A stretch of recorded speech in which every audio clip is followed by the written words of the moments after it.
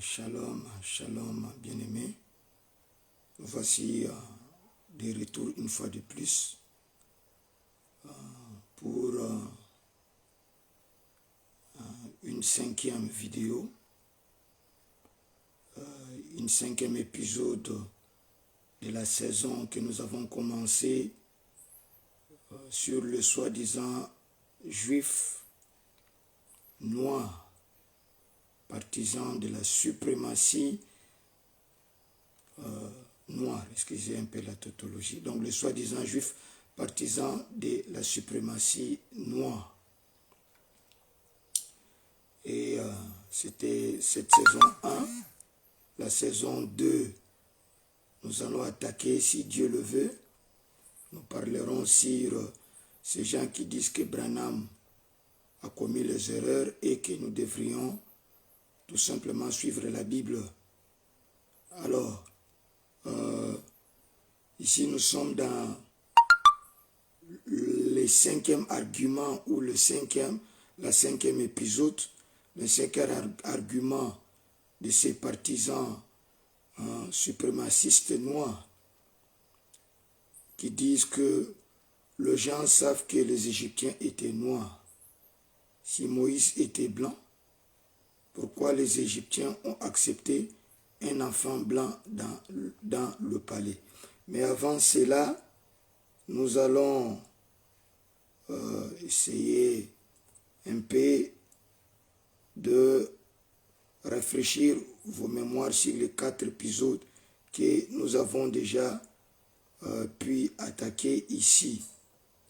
Le premier épisode ou le premier argument de ces suprémacistes noirs du message, pas du message, mais qui sont infiltrés dans le message, c'était, ces frères disent que les juifs qui sont en Israël actuellement sont des faux juifs parce qu'ils ne parlent qu'en yiddish et non en hébreu. Et ils donnent un argument. Donc, nous avons démontré que pour Frère Branham, les juifs qui sont en Palestine actuellement parlent le yiddish et l'hébreu. Et Frère Branham montre que ce sont des juifs. Deuxième argument, selon ses frères, le vrai Israël doit être un peuple noir parce que la Bible nous annonce dans Apocalypse 2:9 et 3:9 qu'un peuple substituera la race élue dans son sol, c'est-à-dire en Israël actuel. Donc pour le frère, ces juifs qui sont en Israël sont des usurpateurs. Parce que sur l'Apocalypse 2:9 et 3:9, où il est dit que vous souffrez de la part de ceux qui se disent juifs, alors qu'ils ne le sont pas. Pour ces frères, ces juifs dont on parle là, ce sont ceux qui sont actuellement en Israël, qui sont des usurpateurs du lieu que le véritable juif noir devrait occuper.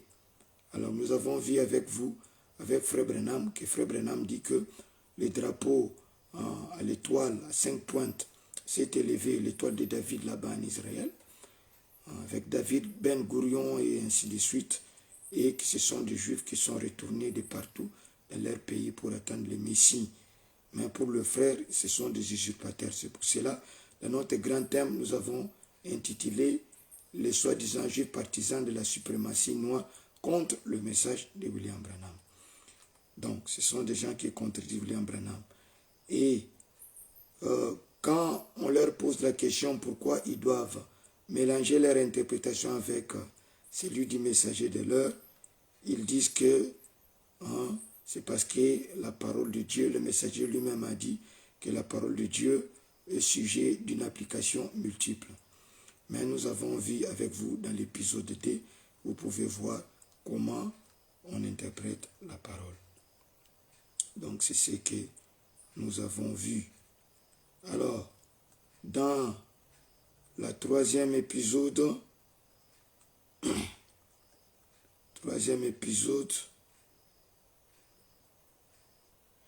nous avons vu, je vais y arriver, troisième épisode, si je ne m'abuse. Nous avons vu, troisième épisode, je pense, ils disent que nous avons vu l'identité juive proprement dite, comment Frère Branham montre que le juif était brun. Nous vous avons défini de tous les sens. Et dans la quatrième épisode, nous avons vu si Jésus était brun ou il était noir. Et nous vous l'avons démontré. Dans la cinquième épisode, nous vous avons montré comment ces gens disent que le 400 ans ou le 4 générations de la servitude que Dieu avait promis à Abraham, ce n'était pas pour les usurpateurs qui sont en Israël selon et entre guillemets maintenant, mais cela appartenait à la traite négrière. Alors, dans cette cinquième épisode, quand j'ai démontré que la traite négrière, le 400 ans de la traite négrière dont on en parlait à France 24, concernait la date de 1619 jusqu'à août 1619 plutôt, jusqu'à août 2019, ça faisait 400 ans que le premier noir a posé ses pieds sur le sol américain en Virginie. Et nous vous avons montré comment c'était un bateau qui allait vers un bateau portugais que les Anglais avaient intercepté. Le bateau portugais s'appelait São João Batista, pour que tout le monde comprenne même portugais, comme Dieu m'a aidé de connaître cela. Donc on dit São João Batista. En français, c'est São João Batista. Et c'est bateau corsaire anglais appelé White Lion qui avait intercepté, avait pris un échantillon de vin noir qu'ils sont partis aux États-Unis, et c'est là que la traite noire avait commencé, ou la traite triangulaire, le commerce triangulaire, ou la traite transatlantique. C'est ce qui avait commencé.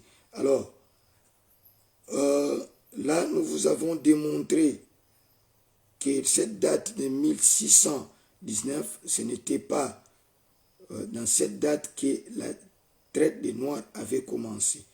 Déjà, autour de 1500 AD, là, les Espagnols, les conquistadors espagnols avaient commencé déjà à amener le noir d'Afrique à Hispaniola, qui est les îles des Caraïbes, anciennement Saint-Domingue, qui réunit Haïti et la République dominicaine aujourd'hui. Donc nous vous avons montré déjà. Alors, si nous prenons même 1500 AD jusqu'à 2019, les dates que la France 24 a annoncé les 400 ans, vous verrez que ça ne fait pas 400 ans. Et si vous prenez même 1619, la date dans laquelle le premier noir a posé ses pieds dans le sol américain, jusqu'en 2019, vous verrez que, plutôt jusqu'en 2019, c'est 400 ans, bien sûr, mais si vous retournez les dates où les traites des Noirs ont pris fin, vous verrez que ça ne donne pas 400 ans. Alors, je vais vous donner la date du première abolition de ces traites des Noirs. Le Portugal fut le premier à abolir la traite des esclaves, c'était en 1761. Si vous prenez 1619, la date dans laquelle le premier noir, qui est considéré officiellement, la première noire est arrivée aux États-Unis, qui est considérée officiellement comme la date, le début de la traite négrière, vous allez voir jusqu'à 1761, ça ne fait pas 400 ans. Si vous prenez la dernière date retenue où les États-Unis, je vous ai montré successivement comment dans chaque pays ils ont adopté l'abolition de la traite négrière. Mais la dernière en date, c'est les États-Unis. C'était en 1865. En 1865. Si vous prenez 1619, la date dans laquelle le premier noir a posé ses pieds aux États-Unis en Virginie jusqu'à 1865, ça ne fait pas toujours 400 ans, c'est de loin moins.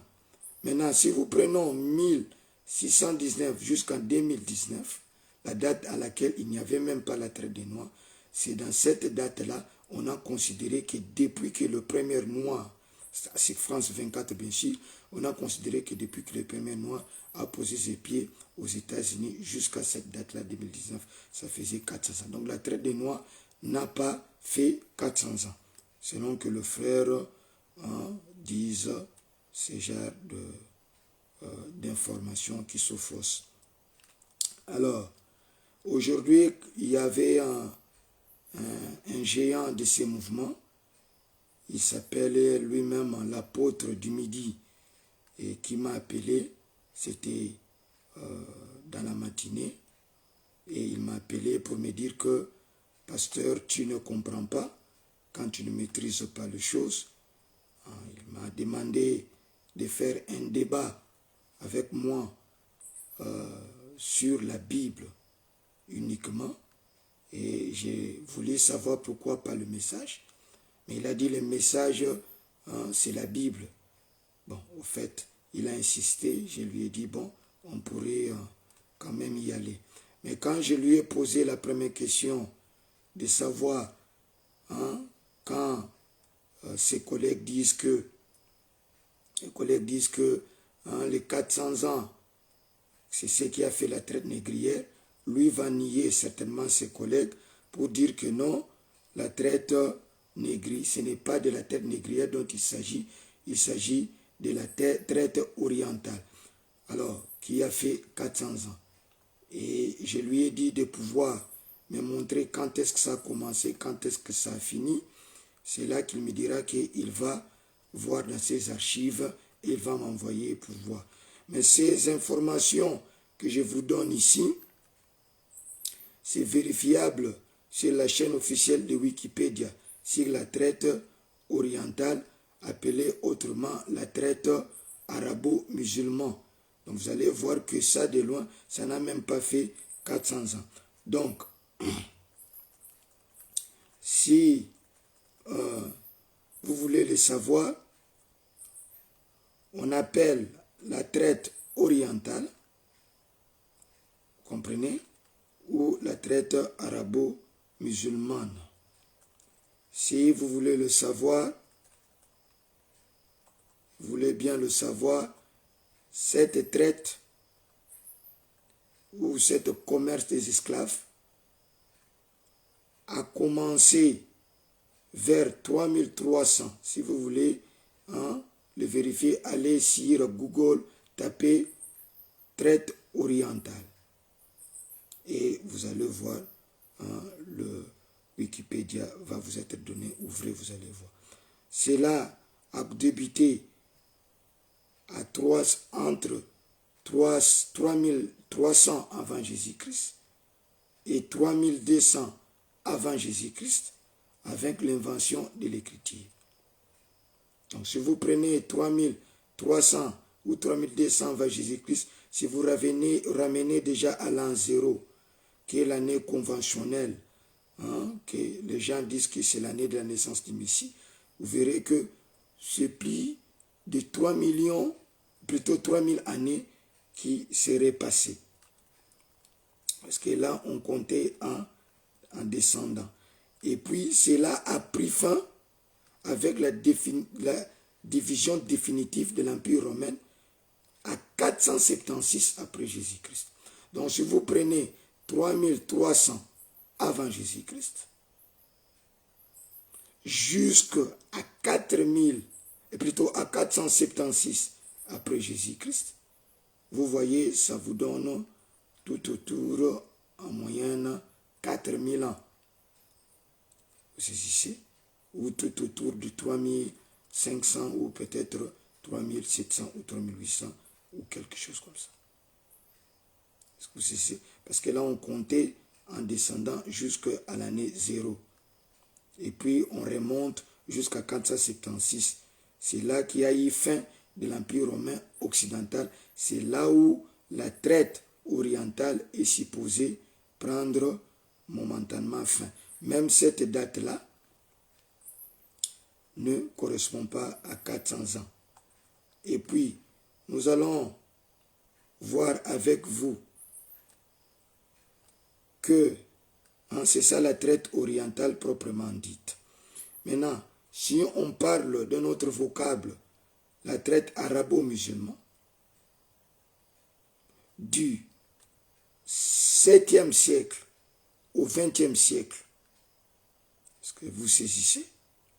Du 7e siècle au 20e siècle, c'est là la vente de noir par les Arabes a aussi effectué. Vous allez voir que ça ne fera pas, si vous prenez 7e siècle qui est l'année 1600, plutôt l'année 600, jusqu'au 20e siècle qui est 1900, vous allez voir que si vous prenez 1900 moins année 600, vous allez voir que ça va vous donner à peu près 1300 ans, à peu près, si je ne me suis pas trompé. Donc ce n'est pas 400 ans. Et puis dans Wikipédia, on dit encore que il y a eu encore des pics pour la troisième phase. C'était au 18e siècle et puis au 19e siècle. Si vous prenez le 18e siècle, c'est 100 ans. 19e siècle, c'est 100 ans. Donc ça ne fait pas 400 ans. Et puis, c'est que vous devriez savoir et que pendant la traite orientale, les esclaves provenaient principalement d'Afrique subsaharienne, d'Afrique du Nord-Ouest, pas seulement d'Afrique du Nord-Ouest et l'Afrique subsaharienne, je m'excuse, vous comprenez, mais aussi d'Europe méditerranéenne et des pays slaves. Ça veut dire tous ces pays tout autour, la Russie, Pologne, ainsi de suite. Pas seulement les Noirs. Et puis du Caucase et du sous-continent indien. Vous comprenez? Ils étaient importés au Moyen-Orient, au Proche-Orient, même en Afrique du Nord aussi. Dans la corne de l'Afrique, ils étaient importés là-bas. Comprenez? Et dans les îles de l'océan Indien. Donc, même la traite arabo-musulmane ne fait pas 400 ans. Donc, si les frères vont suivre cette émission, cet argument est aussi farfelu. Je pense que nous avons passé assez de temps. Mais quand j'ai demandé aux frères, mais ça, je ne lui ai pas demandé, je m'excuse. Ça, je pense que j'y ai pensé. Quand j'ai commencé à réfléchir, mais je me suis dit, mais le frère de ces partisans de ce mouvement disent que les Arabes, comme tous ceux du Moyen-Orient, étaient des Noirs. Est-ce que vous saisissez? Les Arabes, les Juifs, les Égyptiens, tout cela était Noirs. Mais comment est-ce que le frère va venir dire ici que c'est les Arabes qui prenaient les Arabes et plutôt les Noirs, les Arabes qui étaient Noirs prenaient encore d'autres Noirs pour les importer là-bas au Moyen-Orient. Donc, tous ces arguments sont farfelus. Donc, les Noirs vendaient des Noirs dans la traite orientale. Alors, c'est tout ça. Et maintenant, je pense que c'est le 6e, ce n'était pas le 5e. Le 6e leur cinquième argument, ils disent que les gens savent que les Égyptiens étaient noirs. Si Moïse était blanc, pourquoi les Égyptiens ont accepté un enfant blanc dans le palais? Premièrement, cet argument ne tient pas par rapport à William Branham, qui affirme que Myriam, la sœur de Moïse, fit frapper de lèpre pour s'être moqué de Moïse parce qu'il avait épousé Séphora, une Éthiopienne, c'est-à-dire une couchite qui était noire. Saisissez. Parce que si normalement, voyez, si d'abord je vais lire la citation, dans Corinthiens, livre de correction, prêché les 14, 4 mois, 1957, paragraphe 89, Branham dit, Myriam manifesta aussi de la perfidie lorsqu'elle rit parce que Moïse avait épousé cette fille de race noire. Myriam a ri, s'est moquée de Moïse parce qu'elle avait épousé cette fille de race noire. Elle dit, n'y a-t-il pas d'autres filles à épouser? Et ainsi de suite. Il aurait pu faire cela. Et Dieu n'en fit pas content. Et il la frappa de lèpre. Alors, pour moi, le débat est clos ici. Parce que ces gens sont contre William Branham. Vous saisissez, bien aimé? Parce que si leur couleur de peau était de même, la couleur de Moïse, de Myriam, d'Aaron, ainsi de suite, et qu'il n'y avait pas de différence, il n'y aurait pas de conflit. Vous comprenez? Le temps me manque, mes bien-aimés, de vous démontrer même que Jéthro, le nom de Jéthro, selon Exode 3.1, appelé Réuel, dans Exode 2.18, ou Obab, dans Juge 4.11, ça c'est une parenthèse, avait double nationalité. Il y a d'autres qui viennent dire que non, Moïse avait des femmes. Non, Moïse n'avait pas de femmes. Vous comprenez? Il était à la fois éthiopien, de souche, et madianite. Plus précisément, vivant dans la région des Kenyans. Si vous lisez Juge 4.11, le Kenyan, c'est une tribu nomade qui ne restait pas au même endroit, qui est une nomade des Madianites de la péninsule de Sinaï. Vous comprenez?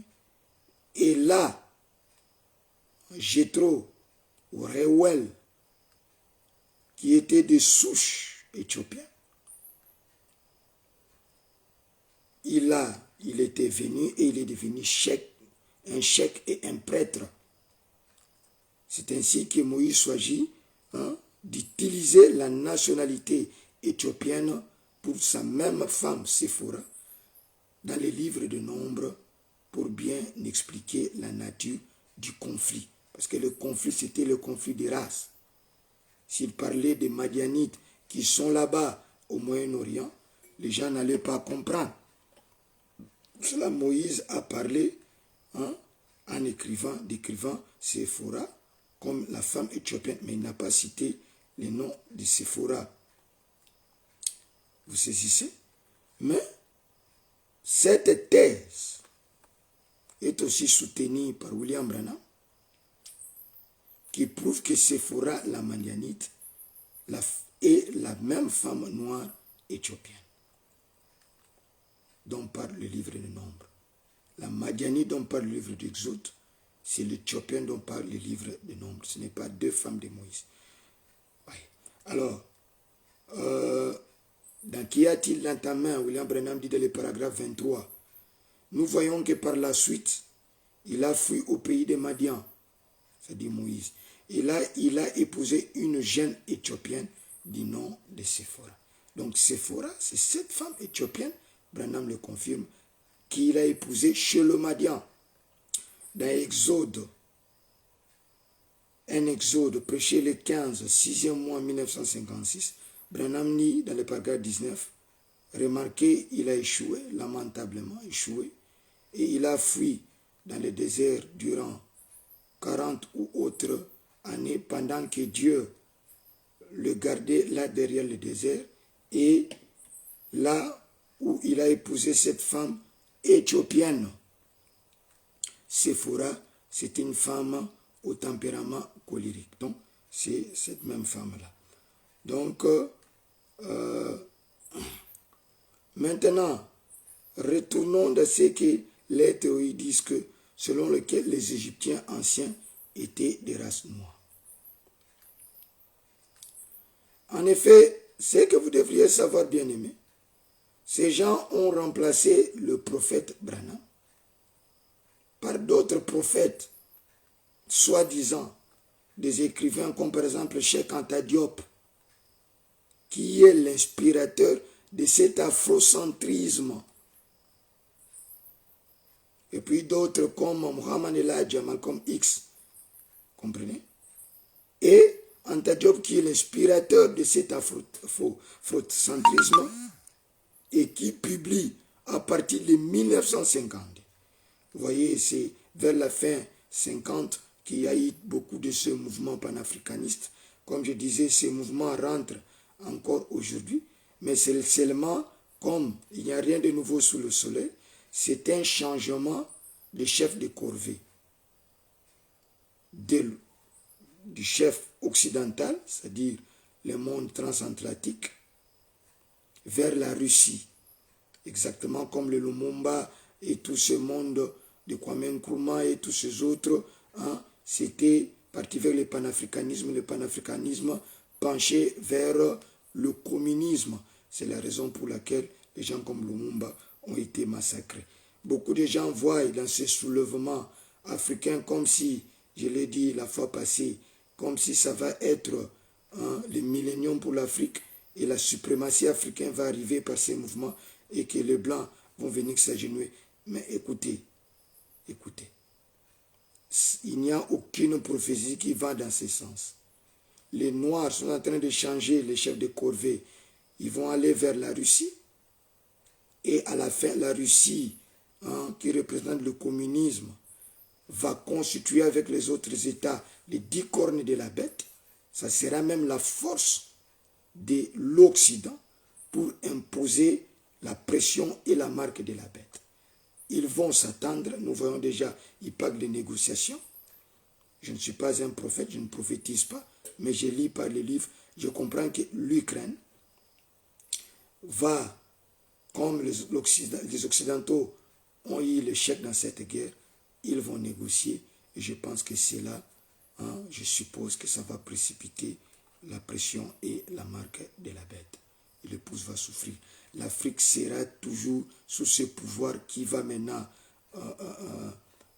être une communion entre le communiste, la corne de la bête, et la bête elle-même, représenter Rome, l'Occident et les États-Unis, et ils vont s'associer et il n'y aura pas une suprématie noire. Le monde va se détruire par l'Armageddon, par ces deux pouvoirs, la corne de la bête, qui vont lancer les bombes à Rome, à la bête, et puis aux États-Unis. Et il y aura, je m'excuse là, le message vient, ça va faire tomber l'appareil par la vibration. Et c'est comme ça que ça va malheureusement se passer, la fameuse guerre nucléaire, la guerre d'Armageddon, c'est ce qui va se passer. Donc l'Afrique va être sauvée selon le plan de Dieu. Le réveil de midi n'a rien à voir avec ce réveil politique. Ces gens, ces profiteurs, comme le Kémy Séba et les autres qui vont s'associer avec la Russie, avec l'argent de la Russie pour combattre l'Occident. Donc ça n'a rien de vrai. Les Lumumba l'ont fait et tous les autres, et en fin de compte, cela n'aboutit à rien. Malheureusement, je suis obligé de vous le dire tel quel. Donc ces gens se sont basés sur les œuvres de gens tels qu'Anta Diop et les autres, qui sont des inspirateurs de cet afrocentrisme. Et Anta Diop qui a commencé à publier à partir de 1952 une série d'articles et d'ouvrages s'évertuant à démontrer que les Égyptiens antiques étaient ethniquement noirs. Est-ce que vous saisissez? Mais vous devez retenir qu'Anta Diop n'est lui-même ni historien, ni encore moins un égyptologue. Mais beaucoup ont, la plupart des gens, avec la pensée unique, sans être impartial, comprenez, ont adopté ces thèses, donnant alors la naissance à un mouvement qui pense que l'homme blanc aurait manipulé l'historiographie. C'est-à-dire l'homme blanc a manipulé, en masquant l'apport estimable des Africains dans les sciences et les arts, notamment durant l'Égypte antique, dont les Égyptiens sont noirs, et que l'homme blanc a falsifié l'histoire. L'homme blanc, entre autres, ceux qui sont en Israël, quoique Frère Branham dit, ils sont bruns. Alors, et vous allez voir que ces théories que les gens adoptent sans véritable appui archéologique sont contrées par des grands historiens et des grands archéologues comme Alain Froment qui sont objectifs, François Xavier, Fauvel-Aymar. Vous comprenez?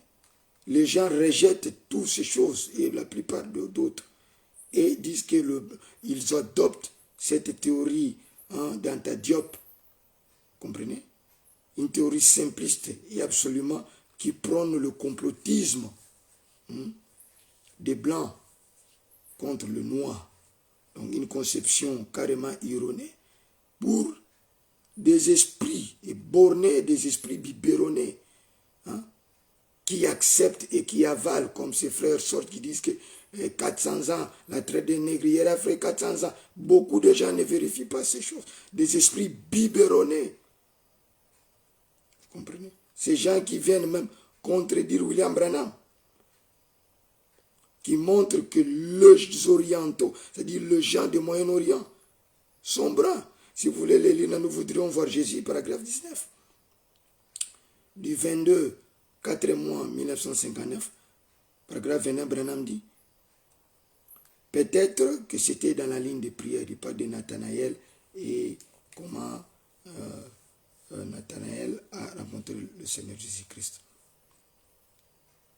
Il dit, ou peut-être il était simplement debout parlant aux gens, mais de toute manière, ma voix n'est pas bonne, je peux prendre un peu d'eau, permettez-moi.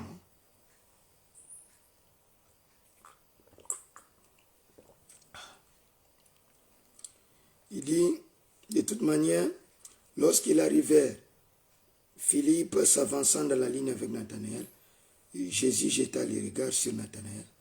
Pour la première fois, il dit, voici vraiment un Israélite dans lequel il n'y a point de fraude. Vous comprenez? Et je peux imaginer Philippe lui donner un coup de coude pour dire qu'est-ce que je t'avais dit, qu'est-ce que je te disais. Et cela étonnant cet homme. Et lui a dit, quand m'as-tu connu, Rabbi, maître? Quand m'as-tu connu? Il ne l'avait pas connu par la manière dont il était. Il ne l'avait pas connu par la manière dont il était habillé. Parce que les orientaux s'habillent tous de la même façon. Les verbes ici sont au présent. Les orientaux s'habillent tous de la même façon. Il pouvait être un Égyptien. Comprenez? Donc les Égyptiens font partie des orientaux ou les gens du Moyen-Orient. Il pouvait être un Grec ou d'une autre nationalité. J'ai appris qu'ils s'habillaient tous de la même façon. Ils s'habillaient tous de la même façon en ces temps-là. Ils portaient la barbe, ainsi de suite. Et dans ce mois du 27e paragraphe 60, plutôt du 27e mois, prêché en 1960, paragraphe 28, Frère Branham dit, il parle toujours de ces récits, il a dit, Rabbi, quand m'as-tu connu? Frère Branham dit, or ce n'était pas parce qu'il était habillé comme un Israélite. En effet, tous les orientaux, 3 points, ils pouvaient bien être un arabe. Voyez, les Égyptiens, arabes, font partie des orientaux. Tout comme les juifs. Ou alors, ils pouvaient bien être un grec. Ils portaient tous des robes. avec des turbans exactement comme les gens le font en Orient. Ils pouvaient bien appartenir à l'une de ces plusieurs différentes sortes de peuples, d'alors, là dans la région orientale. Mais il ne s'agissait pas de son habillement, il ne s'agissait pas de la couleur de sa peau. Ils étaient tous bruns, sombres. Vous comprenez? Et je vous ai déjà montré dans les épisodes précédents que les orientaux sont bruns. Et Branham a montré que certains sont d'un brunisme sombre, mais pas comme, tel qu'il le montre, l'homme de couleur, l'Éthiopien que nous avons ici. Nous avons lu avec vous. Donc, sont brun sombre comme les Mexicains, comme les Espagnols, je vous ai montré, et comme l'ange du Seigneur, je vous ai montré. Branham dit quoi que d'autres sont clairs, ont des yeux bleus et des cheveux blancs. Donc, Branham dit tu es un Israélite dans les Kenya. Donc, arabe, égyptien, arabe ou égyptien, ou israélite pour frère Branham, ils ont la même couleur et la peau. Ce sont de brun. Donc, et c'est ce qui prouve que la théorie de ces gens est vraiment farfelue.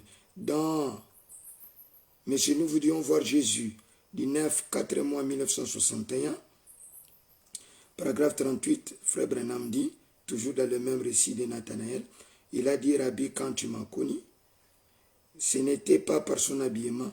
Tous les gens de l'Orient s'habillaient de la même façon. Ils portaient la barbe, un turban et une longue robe, et ainsi de suite. Ils ont, c'est au présent, ils ont la peau brune. Oui. Donc, frère Branham parlait de choses claires. Et je vous ai montré que pour frère Branham, il y a 5 races. Et d'entre autres, la race blanche, la race brune, la race noire, qui est différente de la race brune, la race rouge, comprenez, et la race jaune. Donc, il n'y a pas de combat là-dessus. Le verbe est au présent. Ils ont la peau brune. Et, comprenez, la question et réponse du 3 janvier 1954, soir, paragraphe 163, frère Branham dit, allez chez les Juifs et vous direz que tous les Juifs ont un teint sombre. Le Juif est une personne brune, mais j'en ai vu beaucoup qui avaient des cheveux roux et des yeux bleus avec une peau claire, voyez-vous. Donc, nous parfois quand nous sommes en Afrique avec des Libanais, avec des Pakistanais, avec des Arabes qui vendent dans les magasins, tout, nous disons, Mundele, comme on dit au Congo, mais c'est le blanc. Ce ne sont pas de blancs. Ce ne sont pas des caucasiens ariennes, des souches. Ce sont une race en part, c'est la race brune. Maintenant, définissons d'abord le Moyen-Orient avec une carte. Vous pouvez le voir dans notre blog www.williambranham.blogspot.fr. Vous allez le voir. Et ces vidéos seront postées sur YouTube. Ou si vous voulez nous appeler au plus 243 82 32 33 561, nous allons vous donner ces documents à lire par vous-même. Alors, si vous voyez le genre de l'Orient, vous comprenez, vous allez voir que l'Égypte, la Tunisie, le Maroc, l'Algérie, la Libye, toutes ces choses, l'Afghanistan, le Pakistan, le Koweït, le Qatar, le Bahreïn, les Émirats arabes unis, le Yémen, le Oman, l'Arabie saoudite, la Turquie, le Liban, la Syrie, la Palestine, Israël, Irak, Jordanie, tous ces gens font partie du Moyen-Orient et sont des races brunes. Vous saisissez? Parfois, nous ici, nous n'avons pas un moyen de détecter toute cette différence-là. Hein, croyez William Branham, ils sont comme des Espagnols et ils sont comme des Mexicains. Vous comprenez? Voilà. Dans le 6e argument, je vais faire 1 heure du temps. Ça me reste encore 15 minutes. Non, pas 15, 18 minutes. Suivez-moi bien. 6e argument réside sur le fait, ou 7e si vous voulez. Comprenez? 6e argument du 6e épisode, si vous voulez.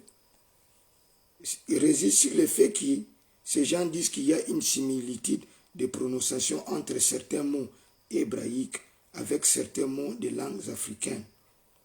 Exemple, maï pour eau en hébreu ressemble à maï en lingala du Congo.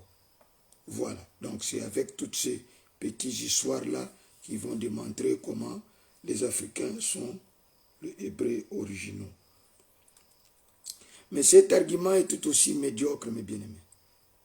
Parce que toute les langues ayant pour point de départ commun, qui est la tour de Babel, nous nous mettrons d'accord qu'on pourrait bien établir les similitudes de prononciation et signification sur certaines choses de langues différentes. Sachant tout d'abord que notre Dieu coordonne ses œuvres d'une façon ordonnée. Notre Dieu est un Dieu d'ordre. Donc vous pouvez trouver certains mots arabes qui ressemblent aux mots juifs, certains mots juifs qui ressemblent à ceci et cela, par-ci, par-là et partout. Donc cet argument est farfelu. Par exemple, moi je peux vous donner un exemple plus frappant, hein, parce que ces gens disent que les véritables juifs sont les Louba. Moi je suis Louba. Ils sont au centre de la RDC. Je vous ai expliqué que celui que Dieu considère comme juif, c'est un juif de souche, de père et de mère, hein, hormis certains jeunes filles comme Rahab et Ruth, dont il a fait lui-même une incorporation spirituelle, c'est qu'il a dévancé ce qui s'est fait maintenant en Christ. Nous qui sommes maintenant juifs, nous sommes juifs par incorporation spirituelle.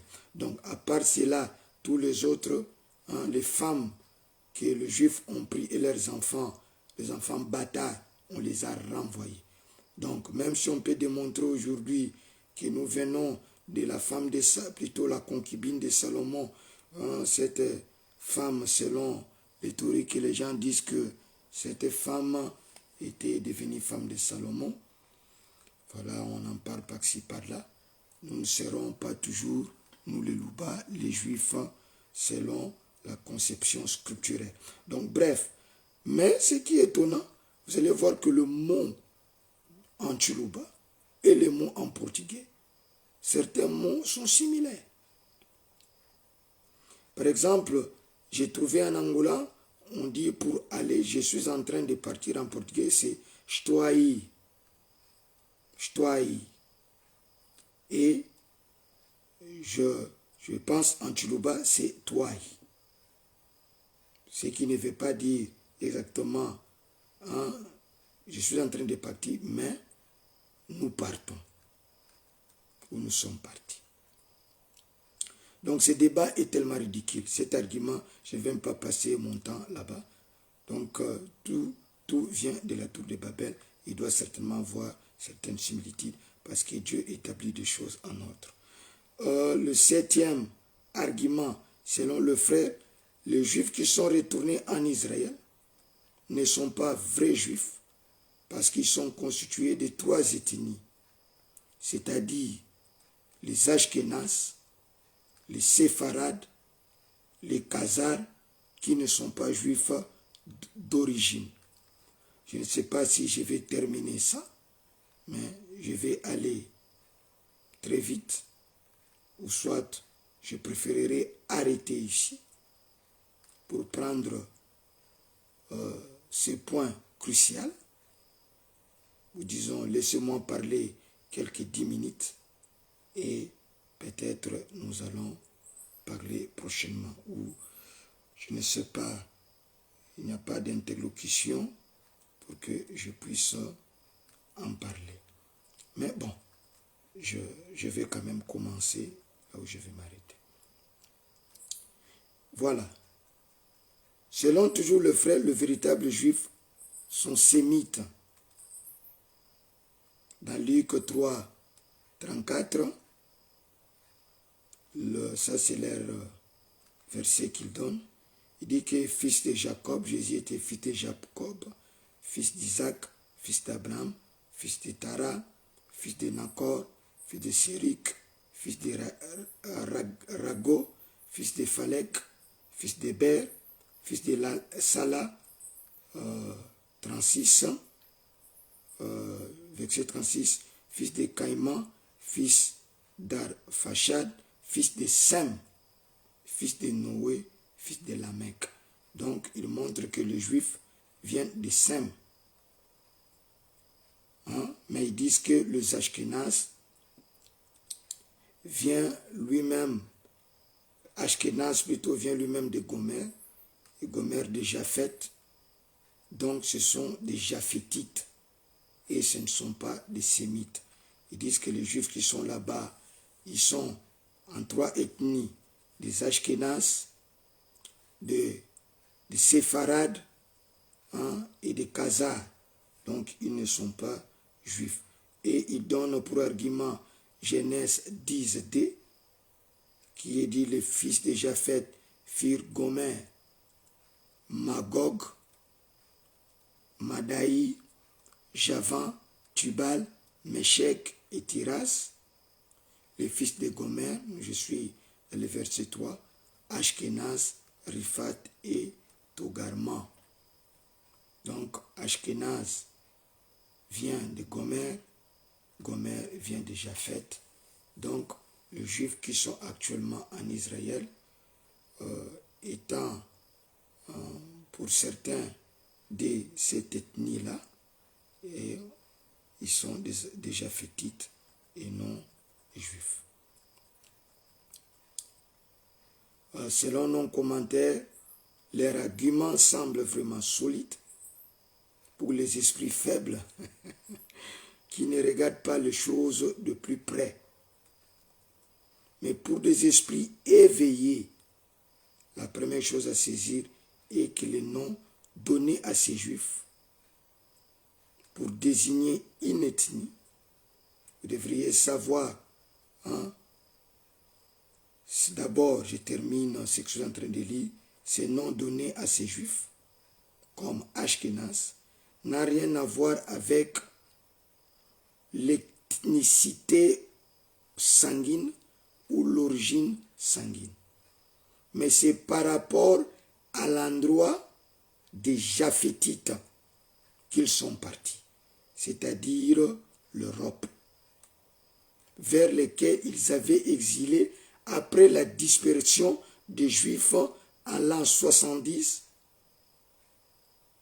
par Titus.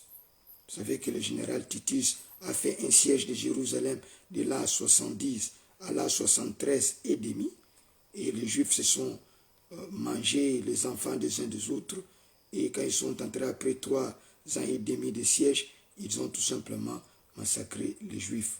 Et les Juifs sont allés partout dans le monde.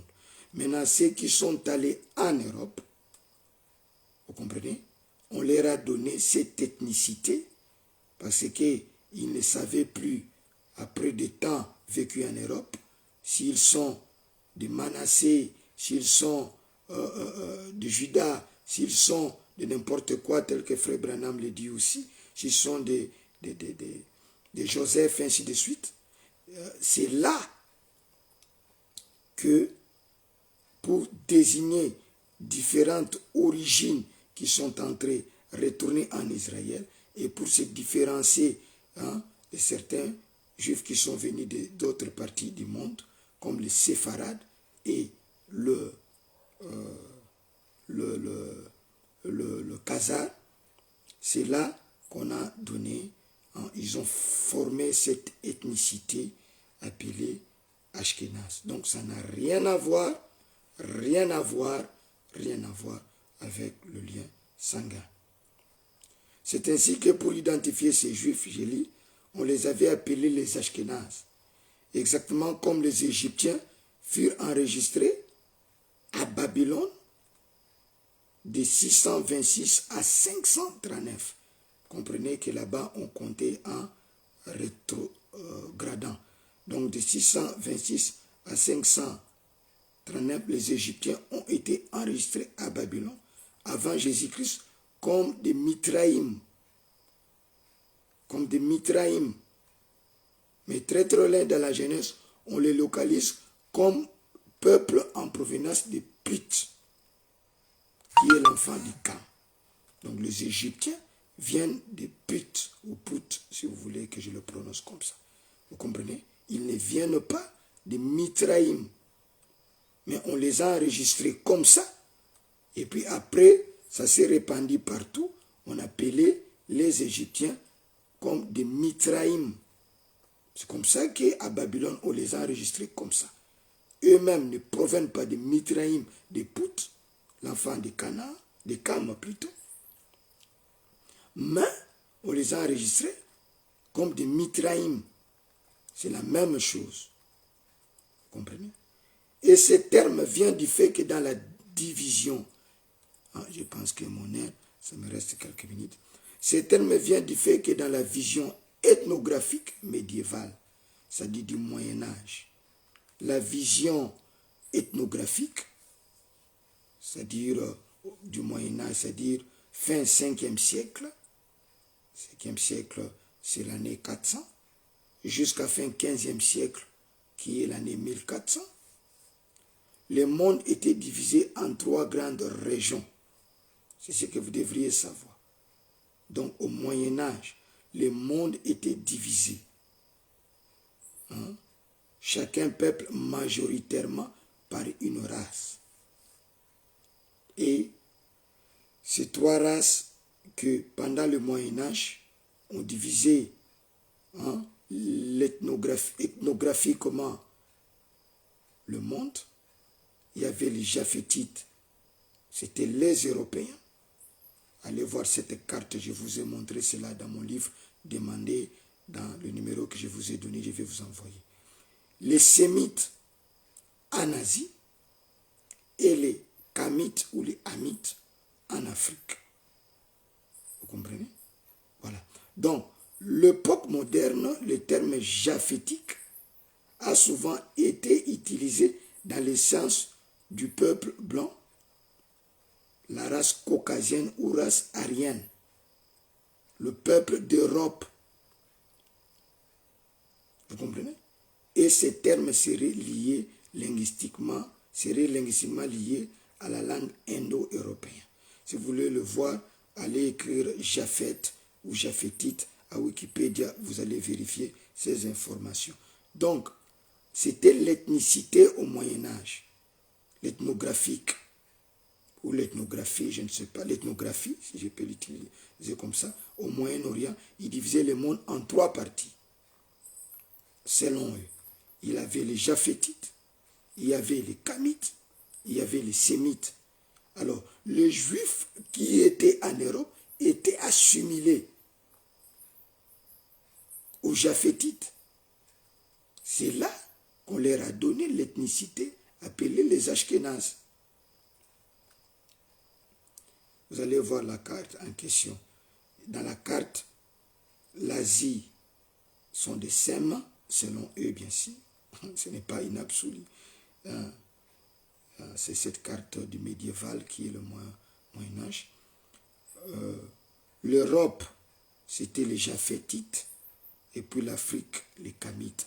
C'est là même qui est partie l'idée que l'Africain est maudit et qu'il vient des Cam. Donc allez le voir, tout ça. Vous comprenez? Et si vous lisez, toujours dans Wikipédia, vous allez voir que l'appellation Ashkénaz, Ashkénaz ou Ashkénazim de l'hébreu, désigne le juif. On dit bien ça désigne le juif d'Europe centrale et orientale. Ça ne désigne pas les Européens. ça ne désigne pas le blanc européen. Ça désigne les juifs d'Europe centrale et orientale. On dit bien l'appellation, comme on appelait les Égyptiens là-bas, hein, quand l'Empire babylonien dominait, les Mitraïm. Parce que vous savez, cela n'a rien à voir avec leur lien de sang. Mais certains sources attestent que de leur présence aussi dans toute l'Europe du Nord-Ouest au début du Moyen-Âge. Donc les Ashkénazes constituent aujourd'hui la catégorie la plus nombreuse du monde juif. C'est ce qui vient d'Europe. Vous voyez la proximité de l'Europe avec Israël, là au Moyen-Orient. Hein? Et comme l'Europe à l'époque était très développée, avec l'Empire romain, le juif chassé par Titus, hein, de la province de la Judée, Samarie, qui est l'actuel Israël, ne devrait que se rendre vers une vie meilleure, cela veut dire vers l'Europe. C'est pour cela que ça constitue la catégorie la plus nombreuse du monde juif. Donc, en conclusion, c'est comme dire que tous les Congolais ou Congolais sont tous d'origine originaire du royaume Congo. Parce que, comme hein, le Congolais, Congo, vous voyez un peu ça, cette appellation Congolais vient du mot Congo, et le royaume Congo, dans lequel il y avait le Cameroun, je pense, le Gabon, le Congo, Brazzaville, et le Congo RDC, et l'Angola, une partie de l'Angola. C'était ça le royaume Congo. Comme nous maintenant, qui sommes maintenant Congolais. Une partie du Congo fait aussi partie de ça. Une partie du Cameroun, Gabon, je pense, et Congo-Brazzaville, et une partie de l'Angola. Mais vous voyez qu'il y a des Congolais du centre qui ne faisaient pas partie du royaume Congo. Et le Congolais de l'Est, vous comprenez, hein? Et du côté de Centrafrique là, qui ne faisait pas partie du royaume Congo. Alors, cette appellation Congo, Congo comme Congolais, c'est comme conclure d'une manière assez banale, d'une manière assez illettrée, excusez-moi le mot, c'est-à-dire sans vérifier, on dit que non, comme ils sont là-bas en Israël, on a placé 3 ethnicités. Les Juifs venant d'Europe, on les appelle les Ashkénazes. Les Juifs venant hein, d'ici, des mondes slaves, est-ce que vous comprenez, et de l'Asie, ainsi de suite. On les appelle le Khazar, vous comprenez, et les Juifs venant de ces côtés, je pense, de l'Afrique, si je ne m'abuse, hein, on les appelle les Séfarades, quelque chose comme ça. Je vais vérifier après avec vous, et nous allons voir aussi au fur et à mesure que nous descendons, ma tête a vieilli. Donc, on les appelle, cette appellation-là. Donc, les Ashkénazes, vous allez ramasser une écriture et dire que non, ils viennent de Gomer, ce sont des Japhétites, ce ne sont pas tous. Mais frère Branham, votre frère Branham, vous dit que ce sont des Juifs que Hitler a attaqué par-ci, par-là. Est-ce que vous saisissez? Donc, c'est un argument médiocre que de dire, par exemple, que tous les Congolais, comprenez, sont originaires du royaume Congo. Parce qu'on les appelle Congolais. Est-ce que vous comprenez? Voilà. Donc, hein, reconnaissons tout d'abord qu'ils sont juifs, tels que les archives les enregistrent, et Branham confirme qu'ils sont juifs, ils sont là dans leur terre. Donc ce sont des arguments farfelus. C'est une drôle de conception. Vous saisissez? Pour des esprits faibles, biberonnés, des esprits qui ne comprennent rien. Vous saisissez? Et prochainement, au point B, nous allons parler hein, des séfarades. Vous comprenez? Des juifs séfarades. Comme j'ai cherché, c'est ici. Ou simplement séfarades. Vous comprenez? Parfois octographié séfarade, vous ne voyez pas. Ou sépharadim, de l'hébreu en hébreu, sont le membre de communautés juives historiquement exilées en péninsule ibérique. Péninsule ibérique, c'est l'Espagne et le Portugal. Vous comprenez? Donc, c'est ça, sont les juifs séfarades. Tout cela est vérifiable. Et comme ils viennent du monde espagnol, c'est-à-dire Espagne et Portugal, ces juifs qui viennent de là, ils ont choisi conventionnellement de leur donner le nom de l'appellation séfarade.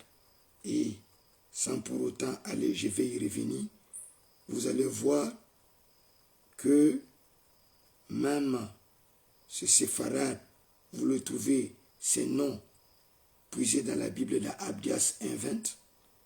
Les captifs de cette armée des enfants d'Israël posséderont le pays occupé par les Cananéens jusqu'à Sarepta, et les captifs de Jérusalem qui sont à Séfarad posséderont le ville du Midi. Negev ou Nekeb, région du sud de Juda. Donc, le ville du Midi, c'est Negev ou Nekeb, région du sud de Juda. Je vais revenir comme mon temps est épuisé pour parler de Séfarad et pour parler des Khazars historiquement, pour que nous puissions comprendre ensemble toutes ces choses. Donc, il faut creuser et comprendre, parce que vous saisissez un peu tout ça. Et il y a une parenthèse que je vous l'ai dit, comprenez, certainement, depuis la déportation à Babylone, il y a toujours eu les Juifs par-ci, par-là, tel que Branham a dit, à peu près 2500 ans, ces Juifs qui étaient là-bas, en Iran, partout là-bas, en Europe, qui revenaient, même en Afrique, qui revenaient vers Israël pour attendre leur Messie. Donc les Juifs ont toujours été, et celui qui a mis un peu de l'huile au feu, c'est Titus, et il y a eu les Juifs qui sont allés partout.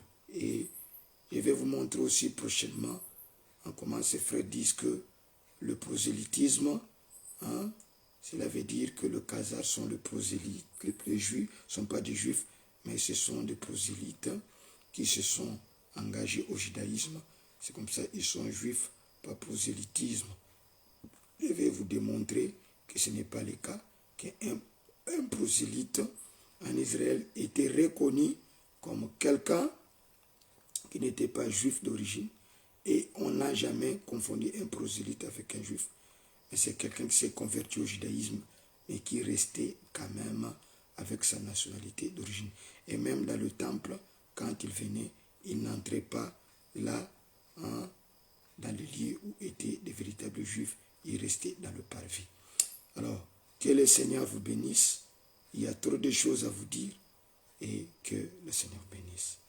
Seigneur notre Dieu, j'abandonne cette prédication, ou plutôt cet enseignement que je viens de donner entre tes mains. Bénis tes enfants, alors que nous sommes en train d'avancer petit à petit avec William Branham, qui nous montre que ce que le frère appelle Ashkenaz, qui ne sont pas juifs, Branham dit qu'ils sont juifs. Et ils sont rentrés exactement sous l'inspiration dans leur endroit que Josué leur avait placé, et ils sont là en train d'attendre leur Messie. Seigneur, que ton nom soit béni. Bénis ceux qui vont m'écouter, ouvre leur entendement. Merci Jésus. Dans le nom du Seigneur Jésus-Christ, je suis prié. Amen. Que le Seigneur vous bénisse.